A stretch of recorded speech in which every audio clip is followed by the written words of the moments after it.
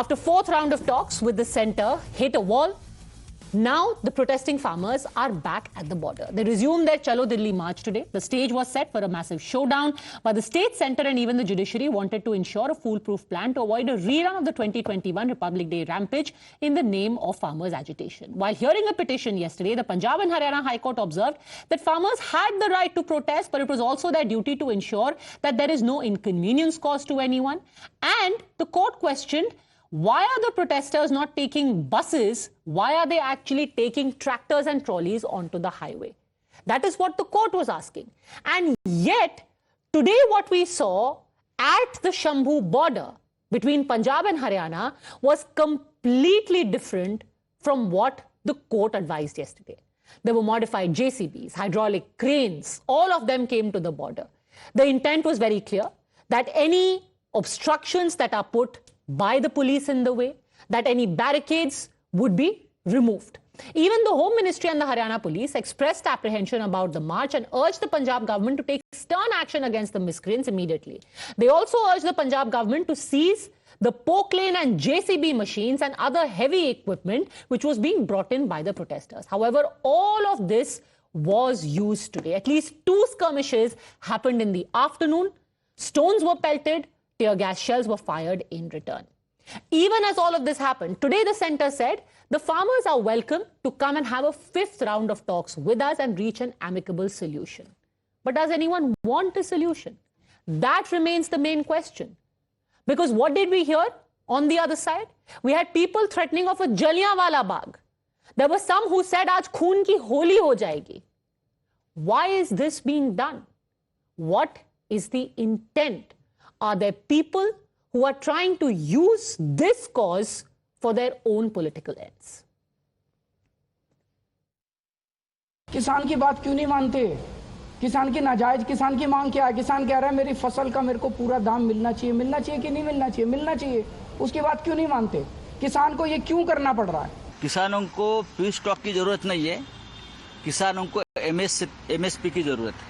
आप क्या किसानों को अपना गुलाम मान रहे हो? आप जालियनवाला बाग करने वाले हो क्या किसानों के बाद? जितने भी हमारे बॉर्डर डिस्ट्रिक्ट है वहाँ पे बंदोबस्त किया है अपनी तरफ से और एम्बुलेंसेज भी लगाई हैं हमने, पूरी तैयारी करी है हमने। बट फिर भी मैं एक बार अपील करता हूँ कि इसमें कम से कम जो है वायलेंस, कोई जो भी वायलेंट मीन्स हैं, चाहे वो प्लास्टिक पैलेट्स हों जहाँ प्लास्टिक बुलेट्स हों, उनका इस्तेमाल नहीं होना चाहिए। The genuine demand of farmers on the MSP law is they are not ready to accept it. They are using forces to stop them, which is not acceptable. हम अपनी ओर से बिल्कुल पीसफुली रहेंगे, पर जो हमने देखा कि केंद्र अर्धसैनिक फोर्सों के द्वारा किसान और मजदूर की आज खून की होली खेलेगा। हमें पीसफुली प्रोटेस्ट करने के लिए ये नाका खोल के दिल्ली जाने का इजाजत दे दीजिए। All right, let me take this across. Harshvardhan Tripathi continues with us. Senior journalist Bhanu Pratap Singh, farmer leader, and Akashdeep Muni, political analyst, supports the Aam Aadmi Party. Akashdeep Muni, in fact, the court yesterday was very clear. It observed that people have the right to protest, but it is subjected to reasonable restrictions. According to the Motor Vehicle Act, you cannot use tractors and trolleys on the highway. You are traveling on your tractors and trolleys from Amritsar to Delhi. Everyone knows about their rights, but there are also constitutional duties. It was incumbent on the Punjab government to stop this violation. Why have all of these been allowed on the highway, right up till the border? Padmaji, the simple factor of this chronology of events are that first what you do is that you promise that you will be getting MSP in the terms of C2 plus Sir, that will come from 50%. talks. My question to you is very simple. When the government has already said today, come and talk to us. 4 rounds of talks have happened. ये tractor JCB excavator ला करके MSP C2+1+3 कुछ भी नहीं मिलने वाला है। इससे क्या हासिल होने वाला है? पद्मजा जी, 36 राउंड्स ऑफ टॉक्स हो चुकी हैं, 36 मीटिंग्स हो चुकी हैं ये कमेटी की, और 36 मीटिंग 2 साल से चल रही है, पर कोई उसमें नतीजा नहीं निकला। आपको बता दूं कि ना कि जो एमएसपी की डिमांड है वो उसका वायदा प्रधानमंत्री मोदी जी ने किया है और यही फॉर्मूले पे किया है। C2 plus 50%. So what is your point? That by getting JCBs and excavators, you are going to force somebody to give you what you want? नहीं, my point is that you are stopping somebody to protest. First, you don't give the MSP what you promised. Because this is not the way to protest. When the person wants to request, no, you are wrong. No, I am not wrong. I am not wrong. The Punjab and Haryana High Court has said. Again, let me repeat to you what they said. Let me repeat to you what they said. That you cannot use tractors and trolleys on the highway according to the Motor Vehicle Act. The law doesn't allow you to do what you're doing today.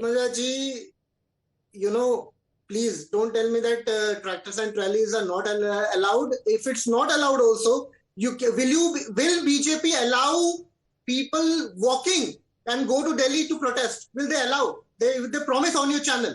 Do they do it? And don't tell me the fake news that has been propagated by your honorable panelist who has been propagating fake news from America to India about farmers. Harshvardhan ji here, who has been doing it on his Twitter handle. So I hope that Bharatiya Janata Party will be giving at least one consensus that if farmers walk, they will be allowed to go and protest in Delhi. Okay, बताइए हर्षवर्धन जी, जब चलने का permission नहीं मिला तो उनको tractor पे आना पड़ा, बताइए। नहीं पद्मजा जी, सबसे पहले तो ये फ्रॉड किस्म की बात कौन कर रहा है कि मैंने कोई झूठ लिखा है?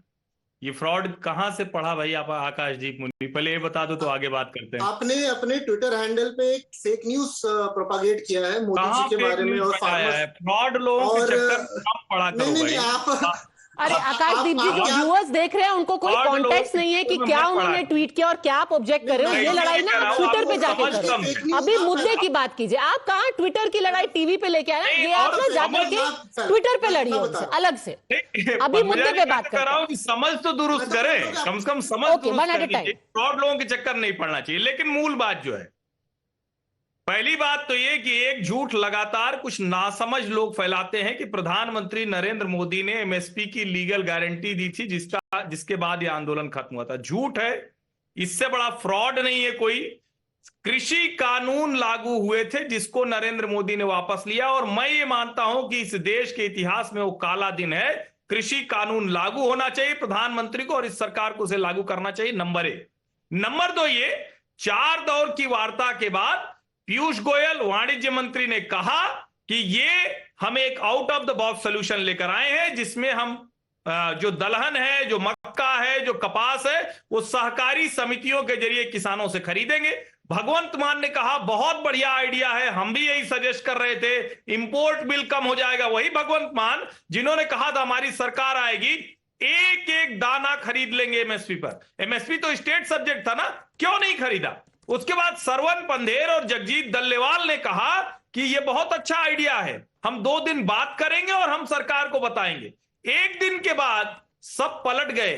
पद्मजा जी, किसानों को क्या कुछ पता नहीं है? ये किससे निर्देश लेने गए थे सरवन सिंह पंधेर और जगजीत सिंह दल्लेवाल? असली मुश्किल यहां है क्योंकि इनको पता ही नहीं है कि किस मुद्दे पर बात करनी है। और एक सरकार ने प्रस्ताव रखा, उसके बाद वो बताते हैं कि इसमें ये गड़बड़ है, लेकिन ना, ये जेसीबी मंगाने लगे, ये पोकलेन मंगाने लगे, ये हाइड्रा मंगाने लगे, ये इंतजाम करने लगे, ये गुरिल्ला युद्ध की तैयारी करने लगे। इसी पर हाईकोर्ट ने टिप्पणी की है, तथ्य दुरुस्त करना चाहिए। ओके, रिस्पॉन्ड कीजिए भानु प्रताप जी। गुरिल्ला युद्ध का आपके ऊपर इल्जाम लगाया जा रहा है कि आप गुरिल्ला युद्ध का तैयारी कर रहे हैं। ना, ऐसा है मैडम, हम कभी झूठा साचा भाषण नहीं देते, आप बीती बताते हैं।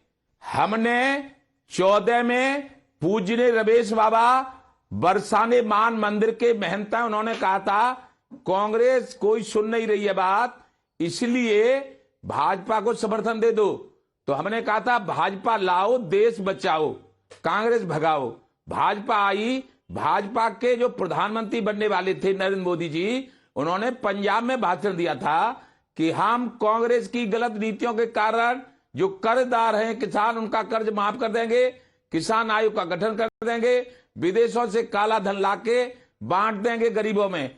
ये कुछ नहीं हुआ था। नोटबंदी हुई थी, नोटबंदी में पूरे देश के जो प्रॉपर्टी का काम करते थे वो लोग मरे थे। किसानों के आलू किसान मरे थे, मेरा खुद के बेटे ने आत्महत्या की थी। तो अपबीती बता रहे हैं, लेकिन कुछ नहीं किया। नोटबंदी हुई, अब फिर 2000 का नोट चला, फिर इन्हीं प्रधानमंत्री ने फिर नोट 2000 का भी बंद कर दिया। ये प्रधानमंत्री की गारंटी है कि ये जीवन में किसानों को खुशहाल नहीं होने देंगे। भानु प्रताप जी, आपसे आज सरकार ने बोला है कि आप आकर के बात कीजिए। एक मिनट। बात करने का जब आपके पास ऑलरेडी एक इनविटेशन है, तो बॉर्डर पे ये ट्रैक्टर ले जाने का फायदा क्या है? ऐसा है, मैं एक साल से मैं 1985 में राजीव गांधी प्रधानमंत्री से मिला था। उसके बाद जितने प्रधानमंत्री हुए, भानु प्रताप सिंह मैं सबसे मिला हूं। इन प्रधानमंत्री को मैंने समर्थन 14 में, 19 में, उत्तर प्रदेश में 17 में, 22 में, 23 में 1 मिनट का समय नहीं दिया मिलने का। कैसे मिल लूं, कैसे बात करूं, क्या करूं? अरे सर, आपसे नहीं, आपके रिप्रेजेंटेटिव से तो 4 राउंड टॉक्स हो चुके हैं ना भानु प्रताप जी। 4 राउंड टेस्ट हो चुके हैं, तो कुछ माने तो सही। ये जो हमारे किसान एमएसपी पर गारंटी मांग रहे हैं, वो कर दें, इन पर क्या फर्क पड़ता है। दूसरी बात, जो आज कह रहे हैं कि ये गुरिल्ला युद्ध किसान लड़ रहे, ये जो प्रधानमंत्री बने तभी से हम चौधरी महेंद्र सिंह टिकैत के साथ रहे थे। 72 साल हमारी उम्र है अब।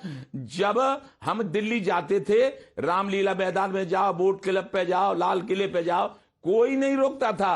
ये प्रधानमंत्री बॉर्डर सील कर देते हैं, नहीं जाने देते। आखिर क्यों नहीं जाने देते किसानों को? हर्षवर्धन जी, द पॉइंट इज देखिए कि अगर उनको रोका जा रहा है, अगर ये आप कह रहे हैं कि गुरिल्ला वॉरफेयर किया जा रहा है, तो अभी अभी एक फार्मर की डेथ की खबर आ रही है।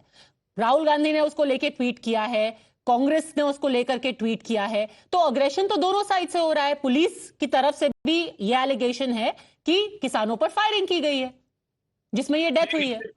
निश्चित तौर पर पद्मजा जी, और जो भानु प्रताप सिंह जी कह रहे हैं, इनकी पीड़ा, इनका दर्द जायज है।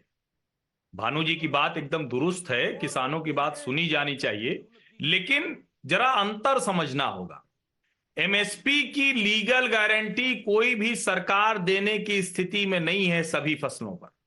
आपको क्रॉप डाइवर्सिफिकेशन करना होगा, जिसका प्रस्ताव सरकार लेकर गई।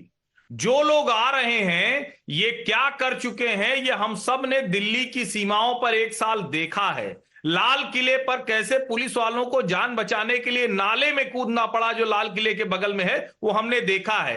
कैसे ट्रैक्टर आईटीओ पर फाइटर जेट जैसा चलाया जा रहा था और एक नौजवान मर गया, ये हमने देखा है। आज फिर अगर एक नौजवान मरा है, तो इसके जिम्मेदार सरवन सिंह पंधेर और जगजीत सिंह दल्लेवाल जैसे लोग हैं।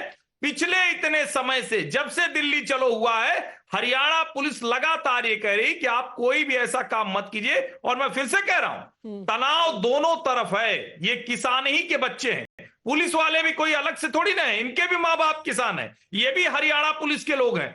2 राज्यों के बीच में इस तरह की स्थिति पैदा हो रही है, ये बेहद शर्मसार करने वाला है, पीड़ा देने वाला है। एक भी किसान बच्चे को चोट लगे, किसी की जान जाए, तो ये हम सब के लिए पीड़ित करने वाला है। लेकिन इस तरह से आंदोलन नहीं हो सकता है। Shameful. It is really shameful and a huge pity that a young man, he is said to be only 21 years old, Shubkaran Singh, a resident of Balok village in Punjab's Bhatinda district, that's what farmer groups are saying, has passed away in the clash that took place at the Khanori border between Punjab and Haryana. This needs to de-escalate, and that's something that both sides need to think about. Let's hope better sense prevails. Thanks, gentlemen, for joining me.